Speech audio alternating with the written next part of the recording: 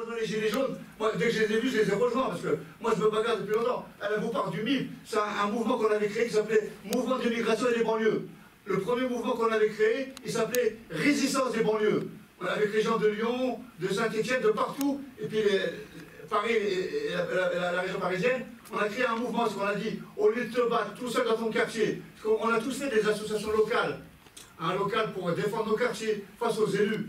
Et après on s'est dit, vaut mieux se regrouper tous ensemble, et ensemble on va aller se battre auprès des préfectures et auprès du gouvernement. Et on l'a fait, je vous assure qu'on a réussi, on a foutu la merde en France, on a milité pendant 12 ans. Moi je me dis, je suis sorti de prison, j'aime pas le mot militer. Nous on dit, on a fait de la résistance. Parce que le militant, voilà, j'ai vu plein de militants, si j'ai fait ma BA et toute la merde, ça ne nous intéresse pas ça. Nous en droit, ils ne se demandent pas, ils s'arrachent. Voilà, c'est pour ça que nous, on a fait de la résistance, mais vraiment de la résistance. Voilà, les flashballs, les émeutes, on connaît. J'ai jamais vu de violence depuis que je suis avec les Gilets jaunes. Ce que j'ai vu le 1er mai, jamais de ma vie j'avais vu ça. Des flics qui frappent les gens, les jeunes, même moi je suis handicapé, ils m'ont mis la lacrymogène. Je vous assure, c'est vrai. J'ai jamais vu une violence comme je vois avec les Gilets jaunes. Pourtant, en banlieue, je vous assure, j'en ai vu. Hein. Nous, en banlieue, au Muro, on a un petit, il a eu un œil crevé au flashball. Mais à l'époque, les gamins dans les quartiers, ils se plaignaient pas. Pour eux, c'était normal, quoi. Voilà, j'ai un œil crevé. Voilà, c'était pendant l'émeute, je peux rien dire. Bon, les Gilets jaunes, eux, ils se sont bagarrés. Et grâce à eux, maintenant, tout le monde a découvert que la fusée, la MDB et le flashball, c'est des armes dangereuses. C'est des armes dangereuses. Nous, dans les quartiers, je vous assure qu'avant, c'était banal. Ils venaient avec les fusils, ils nous tiraient dessus comme ça, mais comme de la rigolade, quoi. Il y en a plein qui l'ont pris dans la tête, dans le dos, c'est rien.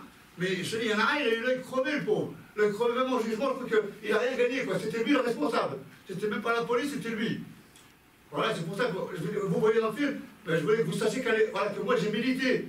On a fait beaucoup, c'est pour ça que si j'ai rejoint les Gilets jaunes, c'est que nous on avait déjà l'esprit syndicaliste. C'est pour ça que moi j'ai vu ce mouvement, j'ai dit il faut les rejoindre, quoi. Et même là en ce moment, on se bagarre, et bon Fabien a le sait, on se bagarre pour faire des réunions avec les Gilets jaunes et les jeunes de quartier, quoi. Pour essayer de faire comprendre aux jeunes de quartier que c'est important de nous rejoindre, de mettre le gilet, quoi. Il faut être fier de le mettre partout, même dans la rue, tu le mets, quoi. Face à la police, tu dis bien que je suis un gilet jaune, il n'y a pas de problème. Il faut qu'on soit encore plus nombreux. Parce que ça fait que 10 mois, et moi j'arrête pas de leur dire, on est au début. Moi je sais qu'on est au début de la vraie lutte en réalité. Moi je leur ai dit, les gilets jaunes, c'est l'avant-garde des luttes. Pourtant en prison, j'ai connu les gauchistes et les noirs, les anarchistes. Hein, eux, ils parlaient beaucoup d'avant-garde. Et ben moi je dis, les gilets jaunes, c'est l'avant-garde des luttes. Ça, j'en suis sûr à 200%. On est au début, non, voilà, ça va continuer, quoi, c'est clair, ça va continuer. Bon, c'est pour ça que, vous savez, maintenant, quand je l'ai rencontré, moi j'ai vu plein de journalistes à l'époque. Les bâtards, ils venaient même pas, je sais pas, 1 heure avec nous.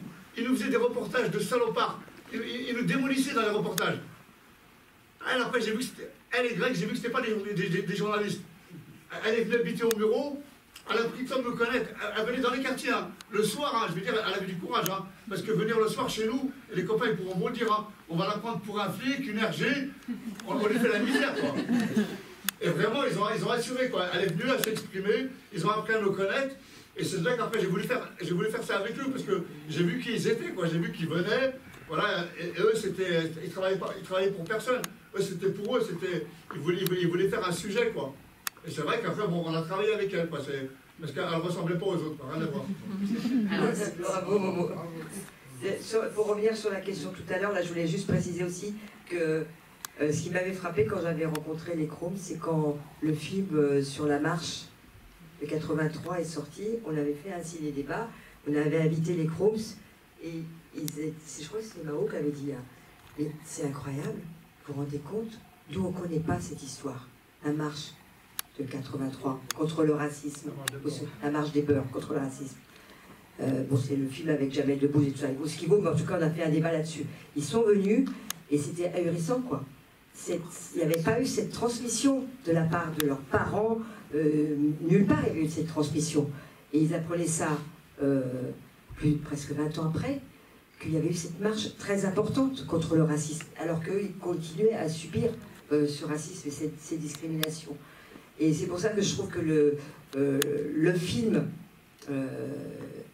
ce film-là, il est utile parce qu'il montre ça, cette espèce de blanc qu'il y a eu. Et aujourd'hui, il faut transmettre cette mémoire. Alors cette usine de Renault qui est en train de disparaître, hein, parce qu'on est passé de 22 000 personnes à moins de 5000, parce que sur les 5000 personnes, il y a 2500 intérimaires, il parle de l'intérim et tout ça, donc c'est une usine qui est en train de crever, et les habitants ont été aussi distribués. Je veux dire, il y a beaucoup de disparitions d'habitants.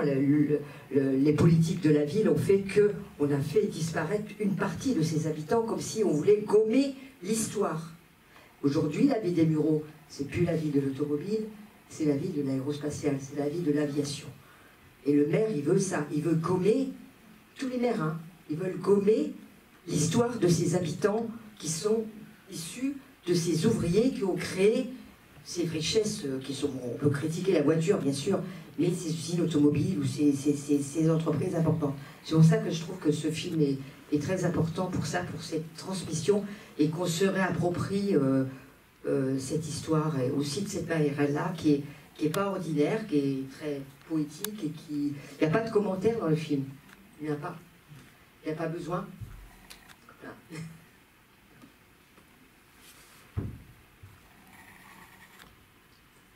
Merci. Il y a des questions. Bonjour, en fait j'ai plusieurs questions. Alors la première, c'est en fait, est-ce qu'il y a une raison particulière pour laquelle le film a été tourné en noir et blanc? La deuxième, en fait, la tendance en erreur, je voulais savoir, en fait, est-ce que vous avez eu pour quelle raison, en fait, le film ne parle pas de l'école, l'éducation en banlieue, ou est-ce que vous avez eu des problèmes avec l'institution? Alors sur la question du noir et blanc, question qui revient souvent dans des débats, il y a plusieurs raisons, mais c'est en tout cas quelque chose qui était vraiment à l'origine du désir de ce film, qui vient peut-être du fait que moi j'ai découvert l'image et la photographie argentique par le noir et blanc, parce que j'ai fait mon premier film en noir et blanc, j'ai un rapport particulier au noir et blanc, mais parce que je trouve que ça amène quelque chose souvent d'assez temporel, de mystérieux, d'onirique. Pour ce film, j'avais aussi envie qu'il se passe une bonne partie de nuit, ça permet d'étrayer ce mystère aussi de la nuit. Et puis il y a une sorte de réduction d'informations par rapport à la couleur qui ouvre, je trouve, qui laisse plus de place peut-être à l'imagination. Après, pour ce film en particulier, moi c'était important, dès la première image, de l'inscrire ailleurs, disons loin, d'autres images qu'on a l'habitude de voir sur les cités, comme les images d'actualité, qu'elles sont toujours en couleur. Et du coup, ça permettait, dès la première image, d'assumer aussi un regard plus subjectif. Voilà, donc il y a tout ça qui... Et après, le noir et blanc, c'est quelque chose, comme ça, à l'origine du projet, que j'ai mis aussi en discussion un peu dans le quartier, c'est-à-dire que les premières images que j'ai tournées, je les ai montrées aux concernés, à ceux en noir et blanc. Puis d'ailleurs, on a fait aussi tout un travail photo en noir et blanc dans le quartier. Et j'ai eu, dans les retours, et le fait, ce que ça produisait sur la façon de regarder un quotidien ou des images qu'on a l'habitude, dans le quartier, il y a eu des retours aussi très positifs. Je vois peut-être que Mao, Céline, Fabienne, vous direz plus, qu'est-ce que vous... Est-ce que ça a permis de faire ce pas de côté, le noir et blanc? On parle du noir et blanc, mais pour moi, il y a aussi il y a pas le choix de filmer dans une certaine temporalité, la musique d'Acoche, elle ouvre aussi d'autres dimensions, d'autres... ça réouvre les imaginaires quelque part, je trouve, c'est un endroit où il y a tellement d'images qui nous précèdent. Quand on arrive là, il y a un vrai enjeu, faire un pas de côté. Et un ensemble de choix artistiques du film était là pour nous emmener ailleurs. Et après, je veux bien laisser aussi à chacun qu'est-ce que ça fait effectivement ce noir et blanc. Et après, sur la question de l'école, c'est vrai que le film n'avait pas une vocation d'exhaustivité, c'est un sujet, je pense, qui est fondamental, qui mériterait d'ailleurs des films à lui tout seul. Et c'est vrai que dans ce film-là, où il y a plein de questions que j'aurais eu envie d'aborder et que je n'ai pas forcément pu aborder. C'est un film qui est né d'une histoire de rencontre, qui se construit par fragments, qui était motivé par, comme le disait Fabienne, cette intention de retisser des liens entre l'usine et les cités, entre différentes générations, essayer de repolitiser le regard en repensant cette question sociale. Mais c'est aussi avant tout un film qui est né d'une histoire de rencontres, qui sont des rencontres individuelle, enfin interpersonnelle, avec une partie de ceux qui sont là, mais d'autres sont comme Yannick, Antoinette, sont pas là ce soir, mais ça a aussi été des rencontres fortes. Et le résultat du film aujourd'hui, c'est qu'est-ce qui est né de cette rencontre, de cette longue fréquentation, de ce que moi j'ai appris petit à petit des histoires des uns et des autres, et de comment on a réfléchi ensemble pour comment on allait pouvoir mettre en scène un petit bout de leur histoire et de leurs paroles à chacun. Voilà, c'est plus comme ça que s'est construit le film, avec quelques envies, que le film se passe de nuit, qu'on traverse une nuit, et après il s'est inventé au fur et à mesure, plus que sur des questions de sujets. Je sais pas si... Oui, il y a d'autres questions. Et le choix des muraux, comment ça s'est... Les muraux, ça c'est une question à laquelle je pourrais répondre tous les deux avec Greg. Donc ça fait longtemps qu'on avait ce projet ensemble de prendre le temps de faire un travail sur le temps long, en immersion, dans un quartier, avec des habitants pour réfléchir à comment faire des films autour de leurs paroles, de leur histoire. Et les muraux, on a découvert il y a une dizaine d'années l'histoire de cette ville qu'on ne connaissait pas. On a rencontré des habitants qui étaient venus sur Paris dans une manifestation parler de la façon dont ils se mobilisaient face à la rénovation urbaine, aux démolitions d'immeubles. Et ça nous a vachement intéressés. Et des habitants qui s'organisent sur ces questions. Ils nous ont invités à venir assister à leur réunion. Et en se rendant au Muraux, on a petit à petit découvert un petit peu l'histoire de ce territoire.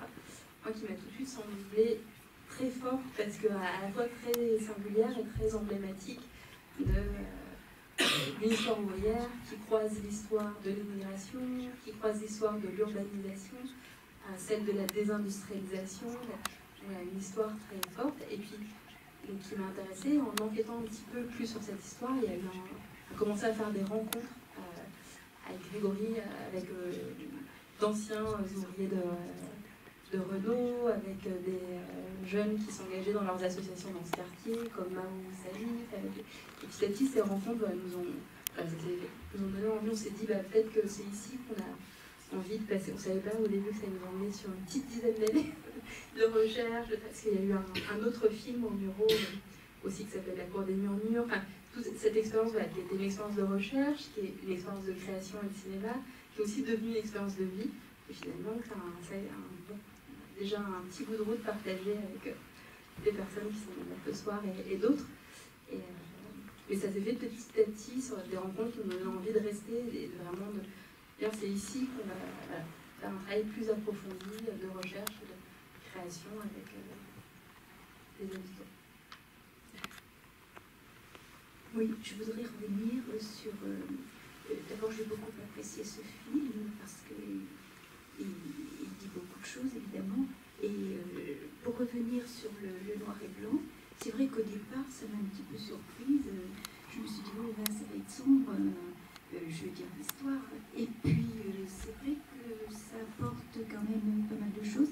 Et j'ai beaucoup aimé ce plan qui reste assez longtemps, où on voit la nuit, le ciel noir et puis la lune. Et ça fait beaucoup penser aux ténèbres. Et puis la lune qui représente la lumière, elle est toute petite, mais c'est un peu le symbole d'un futur qui peut être qui peut ressortir de toutes ces ténèbres. Donc j'ai beaucoup aimé ça, cette petite lumière qui donne de l'espoir finalement. Et je voulais savoir si ce film avait été présenté à tous les habitants des Mureaux et quels avaient été s'ils avaient été nombreux à venir le découvrir et quelles avaient été leurs réactions pour autant que ce soit possible de tout lire. Oui, les premières projections ont eu lieu au Muraux, donc il y a eu plusieurs séances, dont une avant-première avec une salle presque pleine, et il y en a encore sûrement d'autres. Pour les réactions, moi, je me laissais Maro par exemple, qui a fait plusieurs c'était là à l'avant-première au Muraux. Comment la première fois que vous l'avez vu, vous l'avez reçu. Pour vous dire, on l'a très très bien reçu parce que en général, on dégage une image négative des Mureaux. Et là, quand on vient avec ce film, on jette que du positif. C'est magnifique. Hein. Donc les retours sont super bien. Et voilà.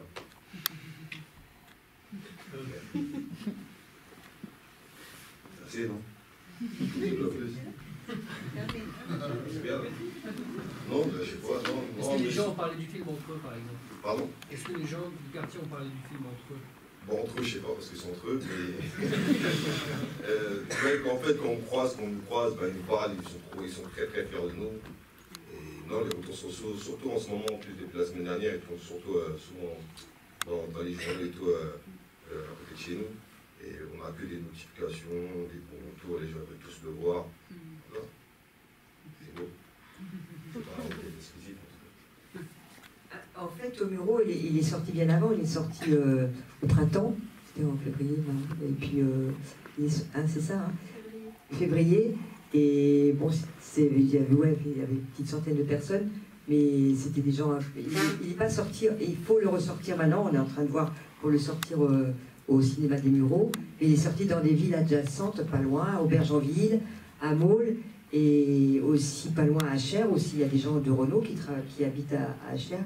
Et c'est vrai que les débats étaient très intéressants parce que là, c'était pas les gens des Mureaux, mais c'est des gens qui avaient vécu aux Mureaux dans les générations précédentes et qui avaient, entre guillemets, émigré dans les petits villages à côté en achetant des maisons, des pavillons, etc.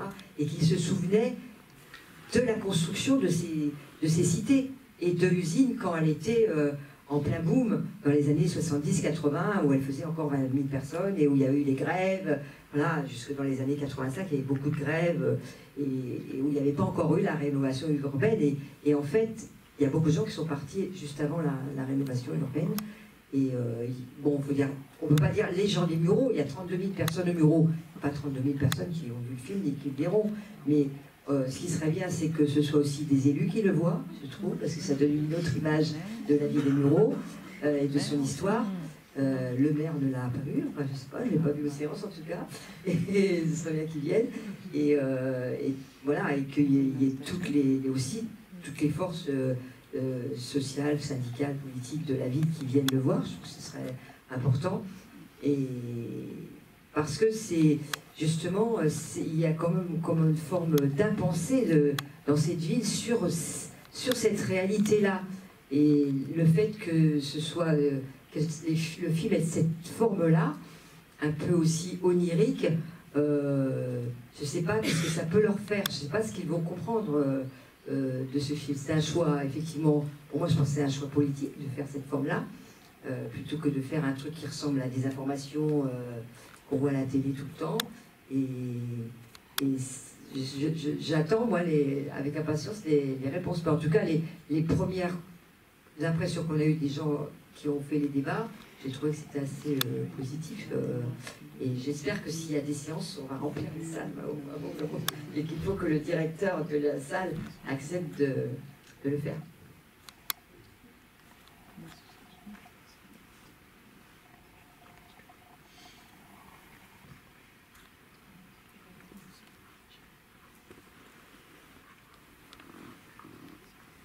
C'est pas une question, mais un grand merci parce que j'ai grandi au Mureaux, à Visé. Et après, on a changé de quartier. J'étais au numéro 9, la tour qui a été détruite, une des premières tours qui a été détruite. Et un grand merci parce que c'est une belle retrouvaille avec les Mureaux. J'y ai passé 15 ans. Et après, je suis en Bretagne, dans un petit village où je parle en verlan et on parle en patois. Donc voilà. Mais vraiment un grand merci parce que les Mureaux, c'était aussi un sens de la communauté en fait. Du groupe. Moi, j'ai retenu ça des Mureaux. Enfin, j'ai connu aussi en Bretagne de toute façon. Mais les Mureaux, c'est vraiment, pour moi, c'était le groupe. C'était le fait de faire partie, d'aller d'une maison à l'autre. La porte était ouverte. Et aujourd'hui, des fois, on le sent plus. Aujourd'hui, bon, j'habite à la porte de Bagnolet maintenant. Entre le quartier, par exemple, pour ceux qui connaissent Gambetta, ou le quartier Saint-Blaise, ça n'a rien à voir. Et je me trouve mieux dans le quartier de Saint-Blaise qui me fait plus penser aux Mureaux, qui est une vraie place du village, que le quartier Gambetta. Enfin voilà, donc je parle de ma vie. Mais un grand merci parce que ça reflète très très bien ce que représente cette ville.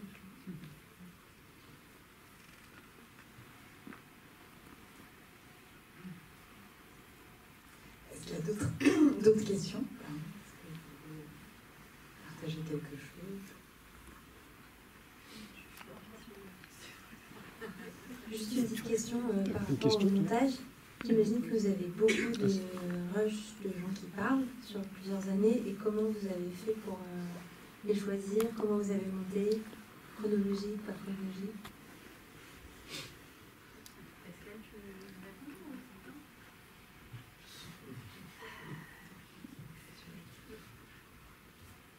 Parce que Pascal a monté le film avec moi, donc on était toutes les deux en salle de montage. Et effectivement, il y avait beaucoup d'heures de rush parce que sur pas mal d'années de recherche, de tournage et puis de temps passé à vivre là-bas, à l'issue de tout ce temps, il y avait plus d'une centaine d'heures de rush. Et donc, c'est-à-dire qu'avec chacune des personnes filmées, il y avait beaucoup plus de matière. Et l'enjeu du montage, à un moment, ça a été... donc, il fallait faire des choix, il y avait beaucoup de moments très forts. C'est pas un film qui s'est fait par bon, on garde les meilleurs moments. En fait, il y en avait beaucoup. Et il fallait quand même faire des choix. Ce qu'on s'est dit, c'est... Enfin, j'ai l'impression que c'est qu'avec chacun des personnages, il fallait que peut-être qu'ils apparaissent qu'une fois, mais qu'à ce moment-là, il y ait une intensité de parole, que ce soit une parole intime ou une parole politique, mais que ce soit voilà, un moment où il y a quelque chose qui brille, comme un éclat en fait, un peu comme un... et puis, donc le film s'est construit par fragments, parce qu'il y avait cette multiplicité de rencontres, et sur les choix de montage, donc voilà, ça a été qu'à chacun il y ait une intensité, et que dans le montage et dans le travail du rythme, de la poésie des images, on trouve un moyen d'essayer de faire résonner autrement cette parole, enfin de rendre hommage aussi à cette parole, d'essayer de la restituer dans son intensité. Et puis après, il y a d'autres choix qui ont guidé le montage, qui étaient des questions de structure, de mouvement intérieur du film, quelle énergie on avait envie de donner. Assez vite, on a décidé qu'on allait construire le film sur une longue journée, puis une longue nuit, une traversée de la nuit jusqu'à ce qu'un nouveau jour se lève. Donc voilà, c'est un ensemble de choix comme ça qui petit à petit ont fait qu'on a trouvé une structure au film, et puis qu'après on travaillait le rythme. Peut-être Pascal, toi tu veux écrire les choses autrement? Non?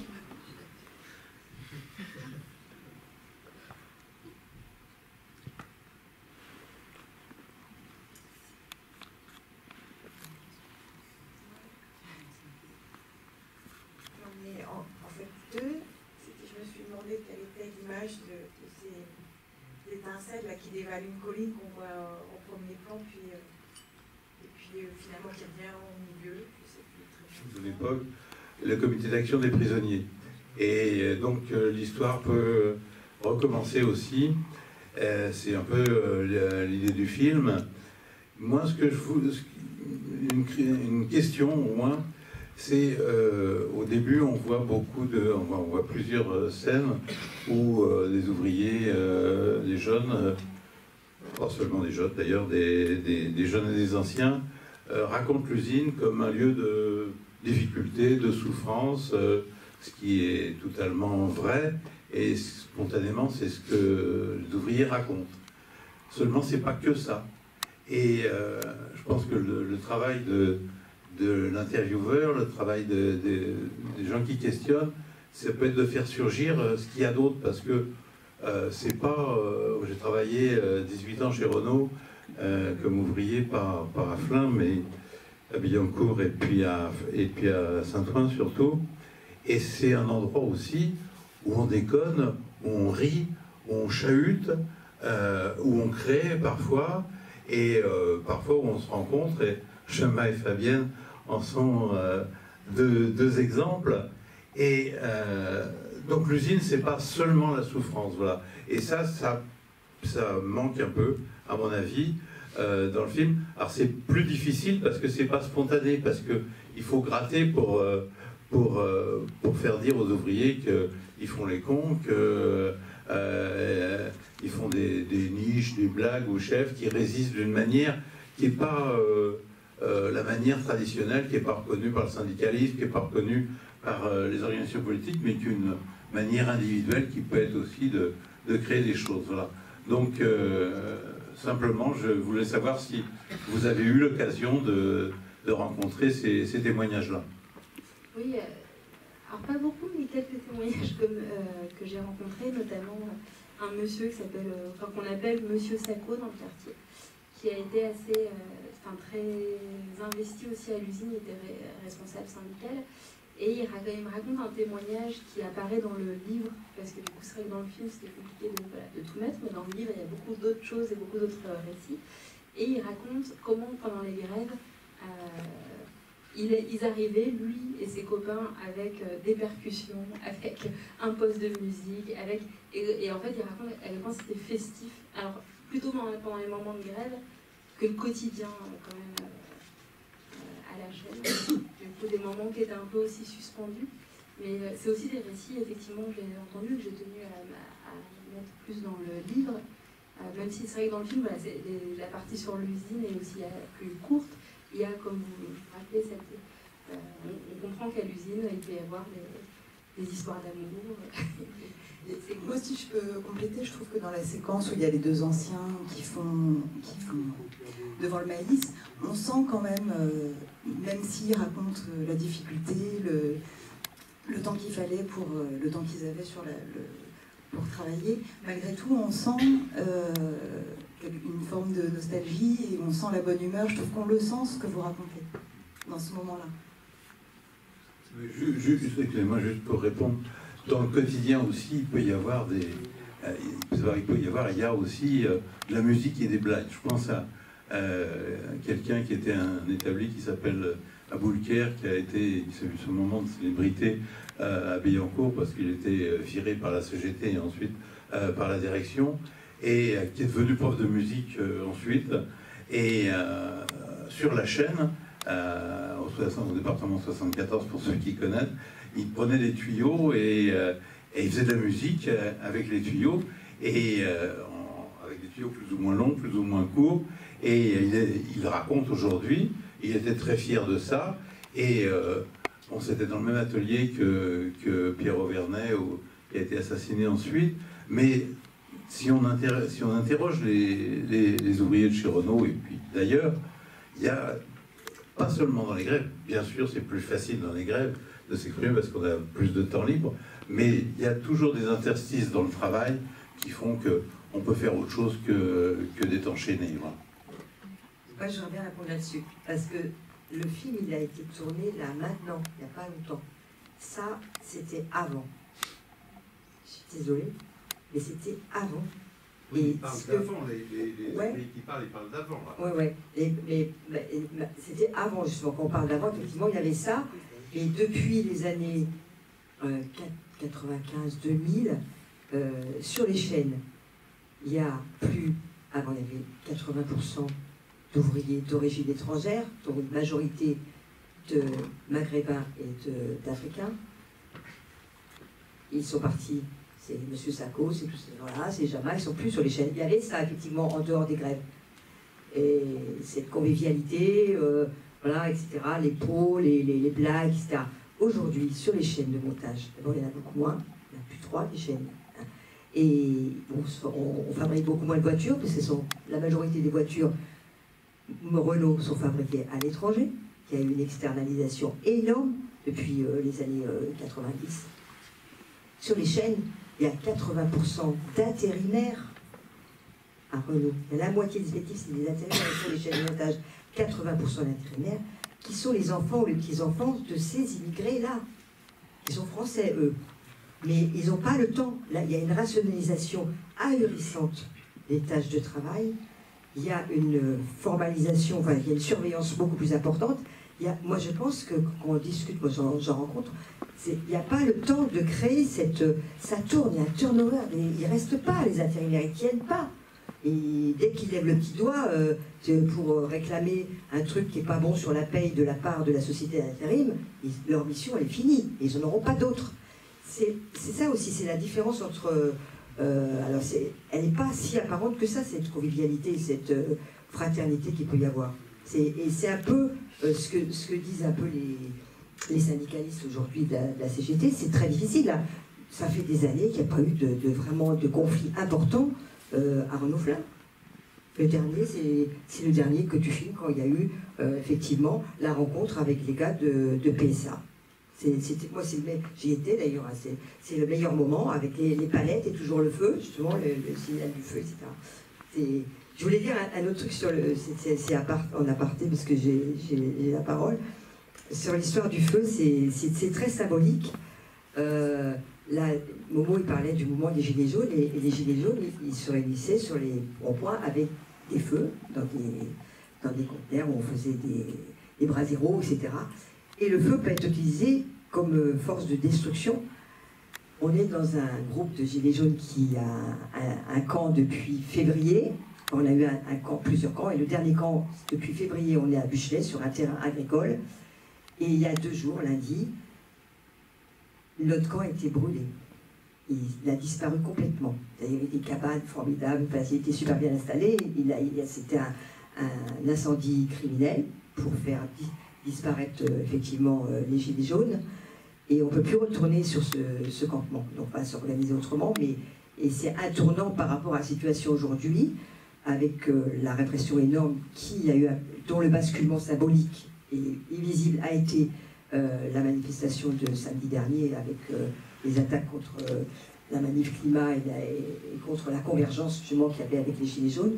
Et le feu, ça peut être quelque chose de rassurant, de chaud, mais ça peut être aussi quelque chose de destructeur. Et là, on est sous le choc de l'éradication du seul camp qui restait dans les Yvelines. S'il n'y a plus de questions, je vous propose... Ah, après on ira voir.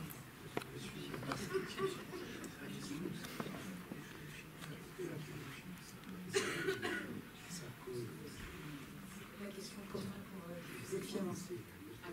On en parle trop.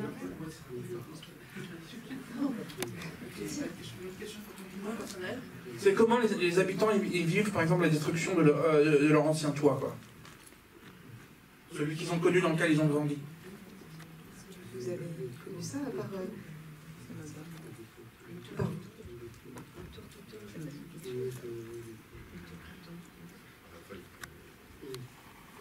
Moi, je ne l'ai pas connu, ça.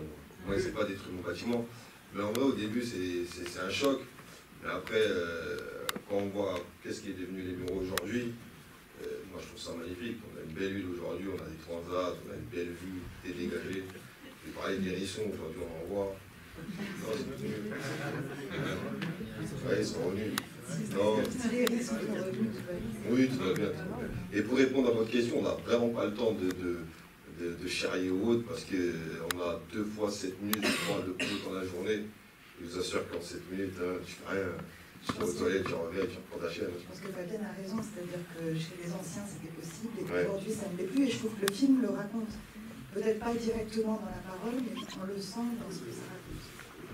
Je trouve que... Je suis pas convaincu, mais j'entends bien. Je vous assure, moi j'ai fait 2 fois 18 mois, j'étais traumatisé. Hein. J'y retourne plus. Hein. J'entends bien ce que tu dis, mais bon, l'usine d'Aulnay, elle a fermé, c'est pas très vieux, hein, c'est la Citroën, mais les gens, ils avaient les mêmes conditions de tension qu'il y a à Flins et qu'il y a dans toutes les usines. Et c'est évident que les temps ils sont plus serrés qu'à l'époque de Jama ou à la mienne, mais ça n'empêche pas de faire le con, et ça n'empêche pas de trouver des moments de liberté, et c'était le cas. Il y a oui, ça c'était avant de prendre la chaîne. Donc il n'y a pas de raison que ce soit différent ailleurs. Mais en tout cas, c'était avant à 13h05, et ça y est, on rigole plus, on est au taquet. À 20h45, on rentre à la maison, au taquet, on fait la chaise. J'espère que. Moi, je l'ai fait, moi, je parle de ce que je connais. C'est dur. Mais bon, il y a des bons moments quand même. J'avais un super patron. Licencié,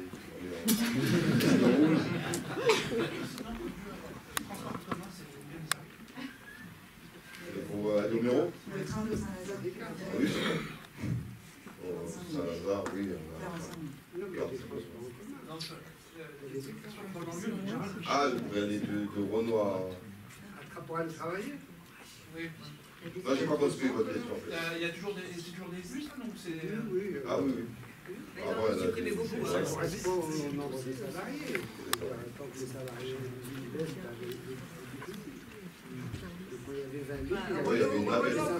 Renault encourage le covoiturage. Ils suppriment des cartes, ça coûte moins cher. Je vous propose qu'on continue la discussion autour d'un verre en haut. Merci. Une chose avec Momo. Comment vas-tu? Ça va, bien. Ça va. Là, on sort de la projection du film Des cendres et des braises, dont le tournage s'est fait au Muron.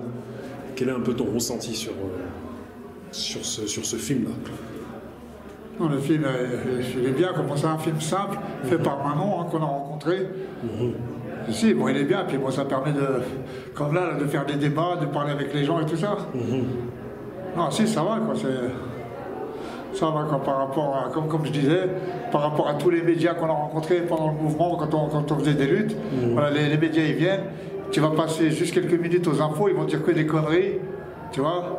Tandis qu'avec Manon, voilà, elle, c'est pas une journaliste, elle est venue, elle a fait son film, tu vois, où elle fait parler des gens de chez nous. Et voilà, si, c'est bien, quoi. Dans l'ensemble, ça va, ça va, quoi. En plus, apparemment, le film a été fait il y a 10 ans, c'est ça, en 2009. Ah ouais. Et il est sorti là, cette année. Ouais, ouais. Et du coup, il y a 10 ans, tu disais que tu avais 50 ans, et là, tu en as 60. Et lorsque tu es intervenu tout à l'heure, j'ai vu que tu as la même pêche que dans le film. C'est-à-dire 10 ans après, tu as toujours cette... Tu as carrément rejoint le mouvement des Gilets jaunes. Aujourd'hui, oui. Aujourd'hui, ouais, je suis Gilets jaunes. Et pourquoi Et pourquoi tu rejoins le mouvement des Gilets jaunes? Parce que, comme je l'aurais dit, moi avant, j'ai toujours... j'aime pas le mot militant, mais nous, on a toujours fait de la résistance dans les quartiers populaires. Tu vois, on s'est toujours bagarré, parce qu'ils ne s'occupent pas des quartiers populaires, quoi. Il n'y a pas d'éducateurs, on n'a que des flics, des caméras partout. Voilà, comme il disait dans le film, un jeune, ils font des travaux dans le quartier, les habitants, ils ne sont même pas consultés. Voilà, on se bagarrait depuis longtemps pour que les habitants, ils partent actifs dans la politique du quartier, quoi, de la ville. Alors j'ai toujours milité, on a créé la double peine. À l'époque, on expulsait, moi j'étais en prison, on a voulu m'expulser alors que je suis né en France. Je suis né en France et on a voulu m'expulser.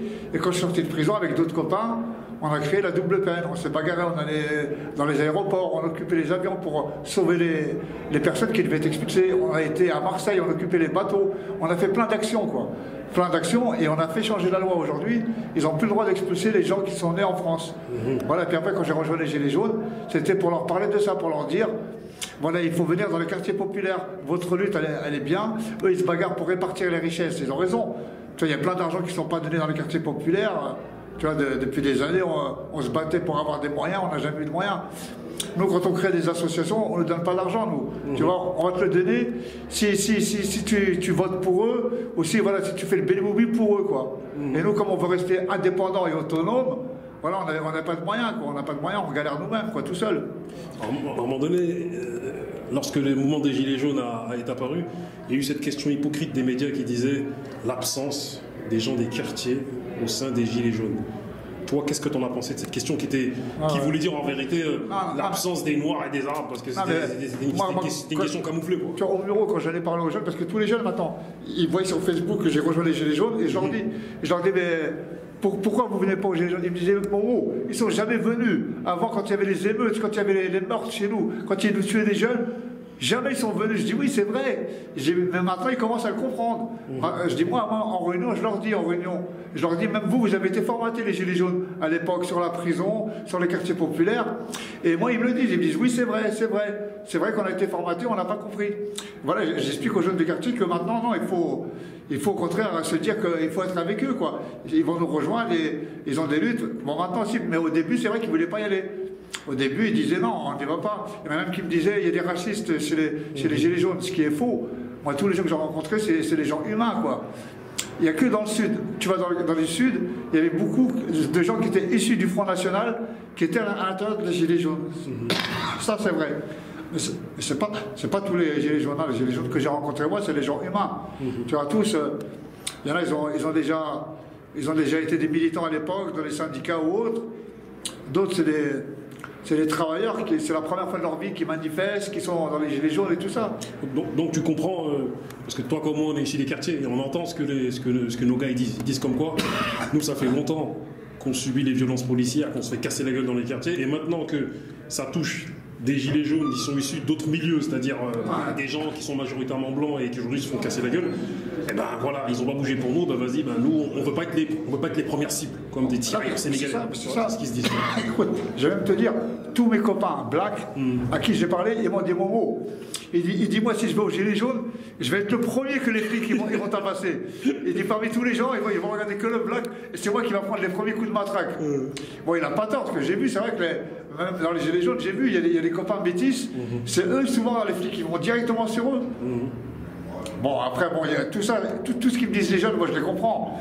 Mais moi, au contraire, maintenant je suis gilet jaune, moi je leur dis, non, il faut que maintenant, il faut qu'on fasse la convergence en vérité. C'est tout. Après, toutes les choses qu'on a à leur dire, il faut leur dire, c'est tout. Pour qu'ils comprennent bien toutes les injustices que nous on subit depuis des années. Voilà, que ça soit dans la même ligne, c'est tout. Mais ça, c'est en discutant. Avant, bien sûr que beaucoup de gilets jaunes ne s'intéressaient pas au quartier populaire, ils n'en avaient rien à foutre de nous en vérité. Il y en a même peut-être, ils n'ont jamais été dans la ville, jamais ils ont été dans les quartiers populaires. Ça c'est vrai ça. Mais bon, ça c'est une petite étape, ça en discutant, on peut le réparer quoi. Moi je le dis, tu vois, je parle beaucoup avec Adama Traoré, tu vois, voilà, lui qui est dans les gilets jaunes aujourd'hui, voilà, lui aussi il le reconnaît, il sait que voilà, il y a encore un travail à faire. C'est vrai qu'il y a un travail. Voilà, nous on le fait auprès des gilets jaunes, qu'on leur fait comprendre. Mais après, pour les jeunes des quartiers populaires, voilà, le travail, il reste encore à se faire, quoi. Il faut le faire. Après, c'est clair que le gouvernement et l'État ont fait en sorte de diviser pour mieux régner. C'est-à-dire que si les uns ne comprennent pas les autres, c'est parce qu'on ne les a pas mélangés, quoi. Ah, tout à fait. Je dirais même qu'ils ont peur. Ils ont peur que demain il y ait la fusion avec les gilets jaunes et les quartiers populaires. Moi, je les connais, les jeunes des quartiers populaires. Je les ai vus faire des émeutes, faire des manifestations. Maintenant, ils sont demandeurs, ils sont déterminants en vérité. Moi, je les connais. Sauf que voilà, bon, ils ne sont pas là aujourd'hui. Mais moi, j'espère qu'ils vont venir. Mais si. Ils sont déterminés grave. Je te parle pas que des Yvelines, les quartiers populaires en général. On connaît les jeunes de Lyon, avec qui on a beaucoup travaillé, les jeunes de Marseille aussi. Non, ils sont déterminants en vérité. Donc, tant que tu es de ceux qui contribuent à faire le pont entre les gens issus des quartiers et les gilets jaunes aujourd'hui. Si, je l'espère. Avec Adama, nous, on a dit qu'on va bientôt le faire. Hein. On a dit bientôt, on va organiser des réunions avec des films de gilets jaunes qu'on fera montrer aux jeunes. Comme ça, ils verront un peu le travail qu'on fait, quoi que eux ils font, parce que moi je les ai rejoints il y a que quelques mois, voilà, qu'ils font depuis pas mal de temps. Et voilà, et puis après, essayer de leur parler, de leur dire que c'est important d'être avec eux. Oui, c'est sûr, on va le faire là. Pour nous, on va le faire. Même si les gilets jaunes, ça fait que 10 mois, comme je l'ai dit tout à l'heure, pour nous, on n'est qu'au début, quoi. On n'est qu'au début. Il faut maintenant que les jeunes des quartiers, on arrive à les rassembler, qu'ils fassent confiance, tu vois, entre cette ligne qui peut se faire avec eux. Et là, on ira loin. On pourra même régler des problèmes qu'on a chez nous dans les quartiers populaires depuis des années. Tu fais partie du mouvement MIB, mouvement immigration banlieue, comme Samir Eliès, comme je te disais, que je connais bien et qui est mon ami. Samir Eliès, c'est Damar Eliès, voilà. Eux, à l'époque, ils avaient un jeune qui s'est fait tuer dans une voiture par la police. Comme je disais tout à l'heure en réunion, voilà, chez nous, les gamins, les pauvres, il y a toujours eu cette culture de vol de voiture. Moi, je suis en train de finir un livre et dans mon livre, je parle de ça, la culture des vols de voiture. Parce que moi aussi, je l'ai fait quand j'étais gamin. On vole des voitures pour sortir, nous, pour aller en soirée. Parce que des fois, aujourd'hui, dans les trains, par exemple, t'as des flics, t'as partout, tu peux pas bouger comme avant. Alors ils piquent des voitures pour sortir, mais malheureusement, quand ils piquent les voitures, souvent ils tombent sur des barrages de flics, et les flics, ils leur tirent dessus, quoi. Au pistolet, à la mitraillette, je vais pas compter tous les morts qu'on a dans les quartiers populaires. Bon, à Damar Eliès, voilà, Samir, on les a connus à l'époque pour ça, on les a aidés on a aidé la famille du jeune qui s'est fait tuer. Voilà, et puis bon, Samir, voilà, il s'est battu aussi sur pas mal de choses, sur toute la politique des quartiers populaires. Voilà, bon, Samir, je peux te dire que c'est même devenu un grand bonhomme. Quand je l'ai vu venir au début, il connaissait pas grand-chose. Mais aujourd'hui, voilà, c'est un porte-parole pour moi, Samir. Samir, il a été responsable du MIB, il est à fond dedans, comme maintenant il comprend. Samir, il se bagarre pour essayer de mobiliser des gens. C'est vrai qu'aujourd'hui, il fait partie du comité Adama, et je me souviens qu'à l'époque, nous-mêmes, on a un de nos gars qui est décédé par rapport à un barrage de policiers, et Samir, il est venu à Grigny. À l'époque, tu as vu, dans mon quartier, là-bas, à Grigny. Mais si, parce que tu sais, regarde, nous, après, avec l'expérience, on disait souvent, tu vois, les familles, malheureusement, en plus de subir ce malheur, ils n'ont pas l'expérience avec la justice, tout ce qu'il faut faire avec les avocats, prendre un bon avocat, tu vois, qui va se battre. Et après, deux fois, il y a l'expertise, il y a la contre-expertise. Tu vois, nous, de fait, le fait d'avoir bougé autour de ça, on a appris pas mal de choses. On sait après apporter aux familles ce qu'il faut faire, quoi. Il y a eu Youssef Caïf à Mantes-la-Jolie, ça a duré 10 ans. On l'avait tué. On a même planté 3 tentes à Versailles, 3 marabouts pendant le jugement. Bon, le flic, il a été acquitté, le policier Hublot, là, qui avait tué Youssef Caïf. Mais voilà, mais après c'est l'expérience, quoi. L'expérience, on l'apporte aux familles, quoi. Parce que les familles, elles en ont besoin, en vérité. En plus du drame, souvent après, l'État et la justice, ils les endorment, quoi. Ils les endorment pour que l'affaire, elle passe inaperçue et qu'il n'y a pas de jugement, quoi.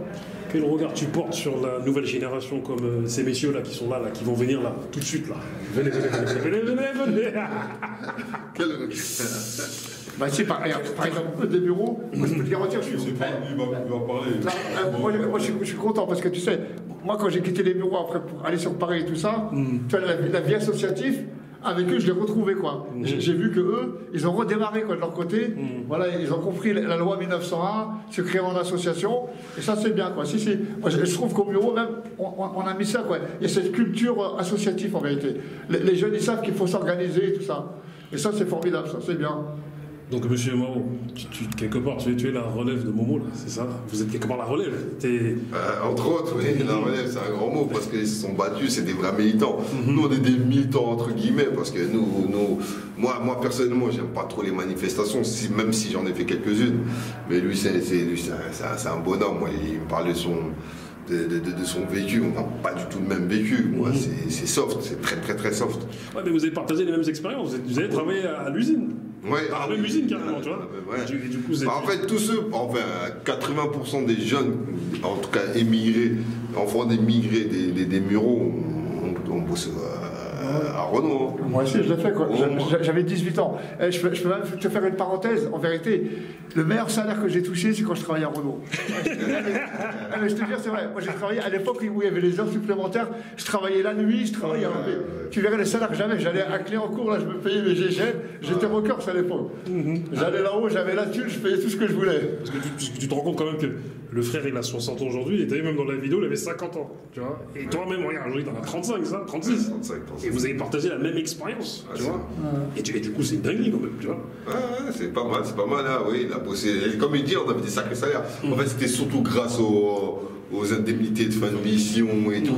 C'est juste ça qui nous motivait vraiment à bosser au Muro, parce que à bosser à Renault. Parce que moi, la première fois que j'ai bossé à Renault, je me suis fait virer, moi, la première fois. Et après, j'ai obtenu mon permis. Il fallait acheter une caisse, après, il fallait mettre l'essence. Donc, pour ça, il faut bosser, frère. Et voilà, j'étais motivé pour aller bosser. Je me suis cassé, je me suis tapé avec la vie, avec Renault. Aujourd'hui, je ne veux même plus en entendre parler. Mon père est à la retraite, Dieu merci. Et Renault, je ne veux plus en entendre parler. Parce que nous, issus de la banlieue sud, on n'a pas cette expérience-là. Nous, on n'a pas. Ouais, vous n'avez pas connu les usines. Nous, on n'a pas. Parce que nous, les usines, on n'a pas trop travaillé à l'usine. Nous, on a travaillé dans les boîtes d'intérim et toutes ces choses-là, tu vois. Ouais, ben on passe par des boîtes d'intérim. Moi, je vais te faire une parenthèse. À la centrale de Poissy, la majorité des détenus, ils étaient tous de la banlieue sud. Je te jure, c'est vrai. La majorité à la centrale de Poissy, banlieue sud. Banlieue sud. Ah, ça, c'est ça. C'est une longue pète, ça. Parce que moi, j'allais passer mes vacances à Crayères-sous-Poissy. J'ai des cousins là-bas, tu vois. Il y a PSA. Ah, c'est ça, PSA, là. Bah, mon grand-oncle, il travaille à PSA. Ouais, bah, voilà, en fait, tous ceux qui étaient du côté de Carrière-sous-Poissy, ils étaient plus à Peugeot, PSA. Et tous ceux qui étaient à côté de Muro, Mantes-la-Jolie et toutes les villes limitrophes. Poissy, à l'époque, ils avaient fait un mouvement avec la marche des beurs. À l'époque de la marche des beurs, ils avaient été les aider, quoi, dans l'usine. C'est même à l'époque où les Français, ils jetaient des boulons sur les immigrés. Je ne sais pas si vous vous rappelez de ça. Ils leur jetaient des boulons. Des boulons, ils leur disaient retournez au travail. Et t'as vu, dans le reportage, là, il y a deux phrases que tu as dites qui m'ont un peu secoué. Tu as dit comme quoi, lorsque tu rentrais chez toi, tu avais 17 ans, et que tu as vu, c'est vrai, ça. Comment dire, t'étais inconscient dans le délire où, voilà, Comme beaucoup de jeunes, ça c'est vrai. Tu sais, bon, la prison, je la souhaite à personne, mais la prison c'est horrible parce que tu te retrouves tout seul, tu vois, et t'allumes ta vidéo intérieure. C'est tout, tu revois le passé. Et puis c'est là que je me suis rendu compte, ma mère, quoi, à l'époque, toute la misère que j'ai fait à mes parents. Voilà, c'est là que tu te rends compte, tu dis putain la pauvre elle chialait, moi je savais pas quoi. Ah oui, j'ai dit ça comme ça, mais c'est vrai. Tu t'as dit que tu étais dans ton, je sais plus comment tu l'as formulé, ça je l'ai noté en plus dans mon téléphone, et voilà, tu étais dans une espèce d'inconscience et tu ne faisais pas exprès en fait, c'est-à-dire que tu pensais qu'à tes potes et... Voilà, t'as un gamin, tu vis ton trip de gamin quoi, c'est tout. Ton trip de gamin, puis moi, bon, à l'époque, je te dis, j'étais un braqueur, j'avais de l'argent sur moi. Comme je disais, j'avais le pouvoir de dire oui. Le pouvoir de dire oui, c'est qu'à l'époque, j'avais 20 000 francs dans ma poche. 20 000 francs, c'est 2 plaques, c'est 2 bâtons. Aujourd'hui, je les ai pas, ça, mais à l'époque, oui, je les avais dans ma poche. C'était mon argent de poche. Je sortais avec ça et je faisais ce que je voulais. Je voulais partir à Cassis, et ben je partais à Cassis. Voilà, je partais en train ou avec une voiture et tout ça. Mais j'avais le pouvoir, j'avais l'argent. Le système capitaliste, voilà. Même si aujourd'hui je suis plus comme ça, mais voilà, j'étais dans une société, voilà, il faut de l'argent, quoi. C'est ça. Et attends, je retrouve toi la phrase que tu avais dit, parce que je l'ai noté carrément, tu as dit, adolescent, on était inconsciemment individualiste. Voilà, c'est ça qui m'a choqué carrément. Ouais, mais c'est vrai, bah oui. Et tu as parlé du fait que, ben voilà, on fait du mal à ceux qu'on aime le plus, en fait, tu vois. Et tu le calculais pas, et c'est quand tu as été en prison que, là, tu t'es rendu compte de, quand je partais, je rentrais, bah, tout le mal que je pouvais faire. Mais c'est vrai, c'est pour ça que je te dis, on était beaucoup comme ça. Quand t'es gamin, tu sais pas, t'as l'argent, t'as ce que tu rêvais, t'as l'argent, et d'un seul coup, tu vis comme les individualistes, quoi. Tu penses qu'à ta gueule. Moi, j'allais me payer des Pierre Cardin, j'allais me payer des trucs putain, que je pourrais jamais me payer aujourd'hui. Des chemises qui valaient 700 francs, je sais pas combien c'est en euros aujourd'hui. 700 francs la chemise. Voilà, je mettais ça.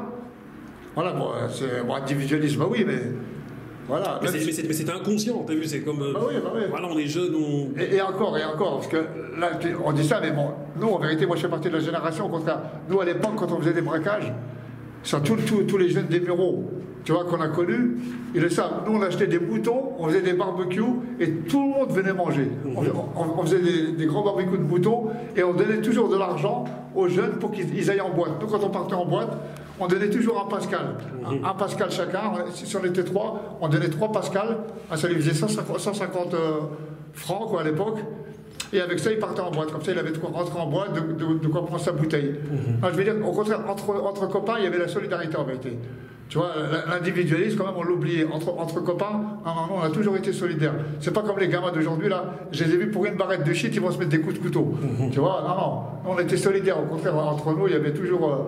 quand on avait de l'argent, on le partageait, quoi. Tout le monde s'éclatait. En tout cas, ce qui est sûr, Momo, c'est qu'on va se voir sur Grigny dans nos plateaux et on va décortiquer plus ton parcours. Avec plaisir. Inch'Allah, dès que j'ai fini mon livre et mon film documentaire. Voilà, parce que le truc que je fais, c'est un truc en vérité pour tout le monde. Parce qu'il y a plein de messages à l'intérieur. Il y a plein de messages. Je parle beaucoup de la prison. Parce que la prison, tout à l'heure, j'en ai parlé un peu. Et moi, tu sais, je suis sorti de prison avec la prison. Et quand je dis je suis sorti avec la prison, je dis pas n'importe quoi. Parce que j'en ai pas fait grave. Je te dis, moi, ils m'ont mis à l'isolement. En QHS, j'avais 20 ans. 20 ans. Tu vois les quartiers d'isolement, t'as pas le droit de chanter. La première fois, j'ai chanté une chanson. Regarde, tu vas même rigoler. Comme j'étais rocker, je chantais je l'ai connu là, en twistant le ya, Ça, c'est musique de rock. Et le matin, il a ouvert la porte. Mais ça aussi. Rapport, vous n'avez pas le droit de parler. Et après, il m'a sorti l'article. L'article, comme quoi, dans ces cellules, t'as pas le droit de parler. Parce que t'as des juges qui placent des prisonniers qui n'ont pas le droit de parler. Ça veut dire que tu n'as même pas le droit de parler. L'isolement, c'est pas physique, c'est psychologique. Ils te tuent. Voilà, moi, ils m'ont mis dedans à l'âge de 20 ans. Parce que voilà, en prison, tu n'as pas le droit d'être un mec qui revendique. Tu n'as pas le droit d'avoir l'esprit syndicaliste, tu vois. Moi, ils m'ont mis dedans que pour ça, moi. C'est pas mon braquage, un petit braquage de merde, non. Moi, c'est parce qu'en prison, je suis devenu un militant. Je montais sur les toits, je foutais la merde et tout ça, quoi, pour nos droits, pour le droit des prisonniers, quoi. Et t'as vu, pour finir, aujourd'hui, moi, je m'occupe de... je suis, on va dire, éducateur, et je m'occupe de jeunes qui, carrément, sont fascinés par la prison. Ils sont fascinés par vendre de la drogue dehors. Non, ça, c'est des conneries. Moi, je leur dis, tu sais, moi, j'ai mon beau-frère qui s'appelle Yazid Kafi, lui, avec un camping-car. Je connais. Voilà, tous les soirs, il va dans les quartiers pour parler aux jeunes. Parce que comme il n'y a pas d'éducateur, voilà, lui, il a trouvé ça comme remède pour aller s'occuper des jeunes, parler un peu avec eux, tu vois, pour éviter qu'ils galèrent le soir. Mais non, même Yazid a encore pire que moi, parce que Yazid, il est plus modeste, Yazid, tu vois. Yazid, lui, il en fait comprendre que la prison, ça sert à rien, parce que Yazid aussi, il a fait des années tôt, lui aussi, avant, il faisait des braquages. Tu vois, même moi, des fois, je leur dis, dans les braquages, j'ai perdu plus de temps de ma vie, ça c'est clair. Moi, j'ai pris 6 ans de prison.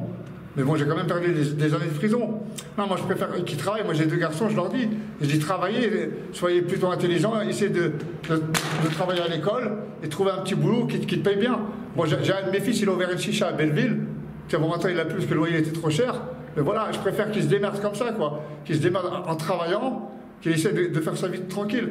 Parce qu'en vérité, le braquage et toute la merde, et puis encore pire les dealers. Je veux dire, moi en vérité, même si moi je fume du shit, mais moi je te dis pas, j'aime pas les dealers. Voilà, j'aime pas. J'aime pas les dealers de poudre et tout ça. Parce que moi je les connais. C'est des gens en vérité, ils pensent qu'à leur gueule. Voilà, c'est vrai. Je les ai vus, c'est pas comme nous les braqueurs. Nous on avait une mentale, on avait une morale. On respectait les gens, tu vois. Que eux, non. Moi, les dealers que j'ai côtoyés, côtoyés quoi, de loin, comme ça que je connais, j'aime pas, je te jure, j'aime pas ce milieu-là. Je les aime pas.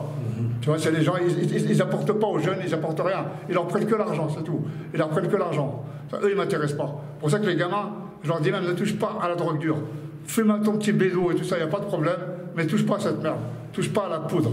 Ça, c'est de la merde, faut pas toucher à ça. En tout cas, l'homme fort, je te remercie et on se voit très bientôt. Ah, mais c'est moi qui te remercie. Monsieur Greg, comment vas-tu? Impeccable. Ça va? Ouais. Dis-moi un peu ton ressenti après cette projection débat.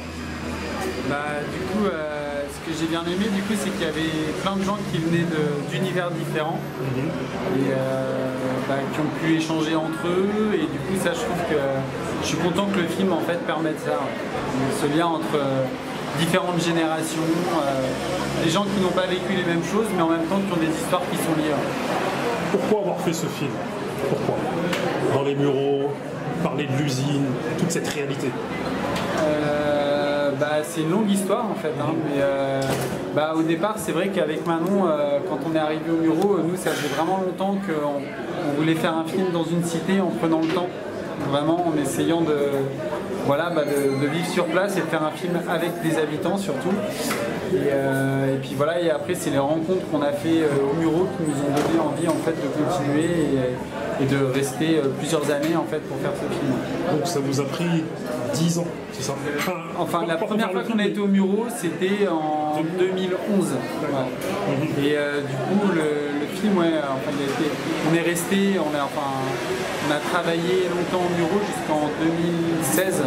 Après il y a eu le temps de post-production du film, tout ça, mais voilà, on a resté 5 ans aux Mureaux. Ouais. Votre but quelque part aussi c'était de changer un peu cette perception que d'autres ont peut-être des quartiers populaires quelque part. C'est sûr que du coup l'image qui est donnée des quartiers populaires souvent dans la sphère médiatique ou politique, du coup c'est vrai que nous il y a il y a des représentations dominantes des quartiers qui nous dérangeaient et c'est vrai qu'on voulait essayer de trouver un moyen de parler de ces quartiers autrement et surtout d'essayer de faire ça avec les habitants. Parce que c'est vrai que souvent, il y a beaucoup de gens qui parlent pour les habitants.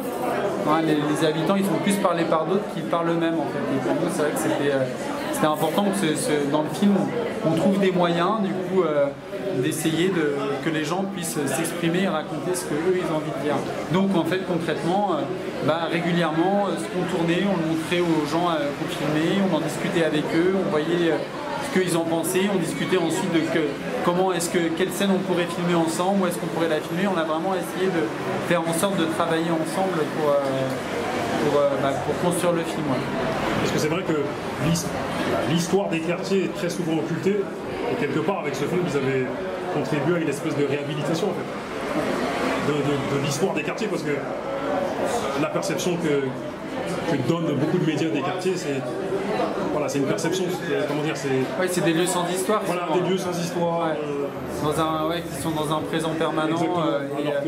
Alors que du coup, il y a toute une histoire. En effet, il y a eu plein de mouvements du coup qui ont été très actifs dans ces quartiers, comme dans le film du coup.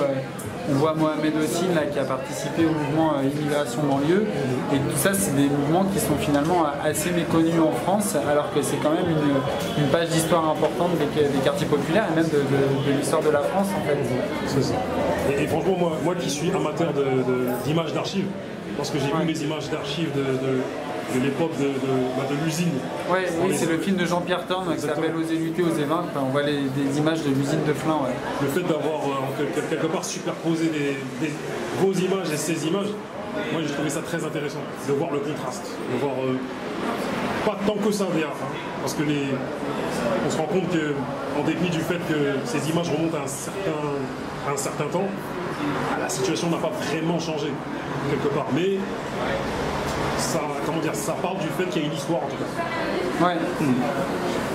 Ouais, c'est sûr. Ouais. C'était important nous qu'il y ait ces liens, ces liens entre l'IR, les gens qui se sont bougés à l'usine et qui étaient aussi des gens qui vivaient dans le quartier. Du coup, c'est vrai que c'était très important de faire une place importante dans le film à cette histoire-là. En tout cas, moi j'espère bien qu'on se reverra et que le film sera projeté dans le plus de lieux possible. Bah, on y travaille. Afin que cette histoire soit propagée et les moments forts aussi que j'ai trouvés, c'était les moments où les papas, ceux qui ont travaillé là-bas, parlaient de leurs anecdotes et en plus c'est des papas assez doux et qui parlent avec beaucoup d'humour. J'ai trouvé ça très intéressant. Très intéressant. En tout cas, je vous remercie et je te remercie. Merci. Merci.